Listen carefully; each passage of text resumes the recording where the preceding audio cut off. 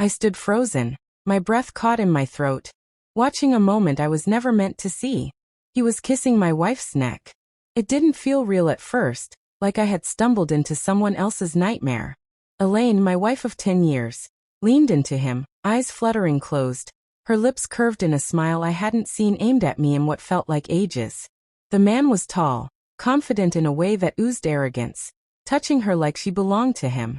I had only come home early to surprise her. A project at work got pushed, and I thought maybe we could use the time to reconnect.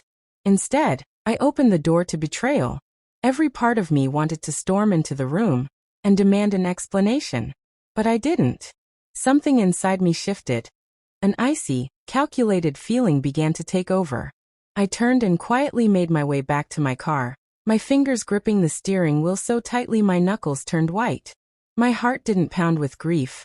It thundered with a cold clarity. I wouldn't lash out. I would bide my time.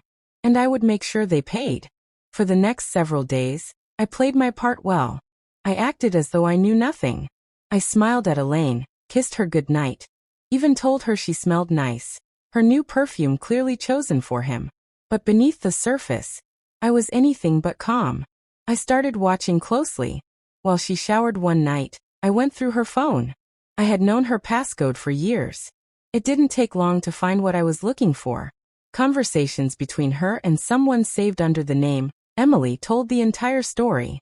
They were lovers. The texts were full of private jokes, flirtation, plans to sneak away, and even photos. But one message stood out. Can't wait for our weekend getaway. He'll never find out. That cabin they were going to? Elaine and I had gone there once, years back. Now she planned to return with him. That made it personal. When Friday rolled around, she left with a suitcase in hand and a lie rolling off her tongue. Some story about work keeping her busy all weekend.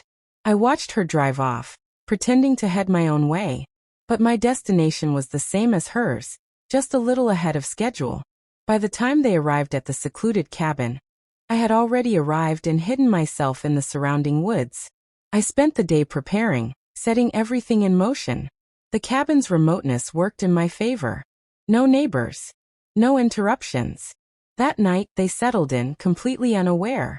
I watched from the shadows as they made dinner, stealing kisses and laughing like nothing in the world could touch them. I waited. Timing was key. When the sun had fully disappeared, I flipped the switch I'd rigged earlier, plunging the cabin into darkness. The fuse box had been tampered with. They couldn't fix it, even if they tried.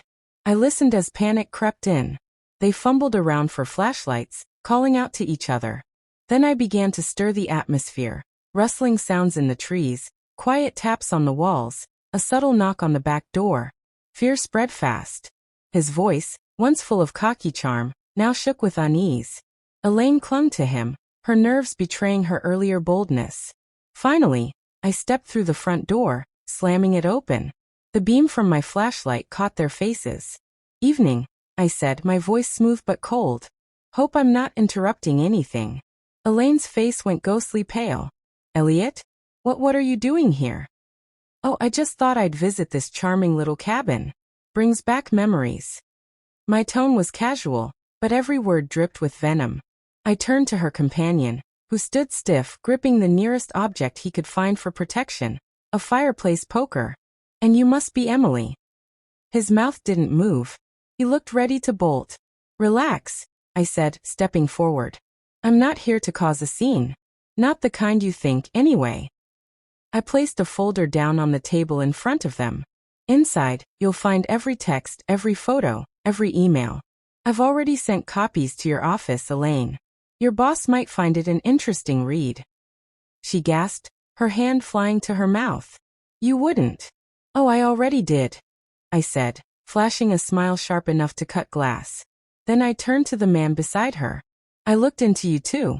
Found some curious transactions. Embezzlement, if I'm not mistaken. Falsified reports, diverted funds. That kind of thing tends to catch up with a person. There's a file in your inbox right now. The authorities might find it helpful." His skin drained of all color. "You're bluffing." "Check your email," I replied, stepping back. "Or don't. Either way, you're done." Elaine began to sob, asking me to stop, begging me to think about what I was doing. But I had no pity left. You both made choices, I said, my voice even. Now you'll live with what those choices bring. Without another word, I turned and walked back out into the night. The cold air hit my face like a reward. I hadn't laid a hand on them, but I had taken everything: dignity, safety, and their sense of control. It felt better than any outburst could have. In the days that followed, I filed for divorce and made sure Elaine left with almost nothing. Her lover vanished soon after, skipping town to avoid the fallout. As for me, I moved on. I had no regrets. I had done what needed to be done, not with fists but with precision. They say revenge is best served cold. I'd served mine with patience, silence, and a knowing smile. And in the aftermath, I felt lighter than I had in years.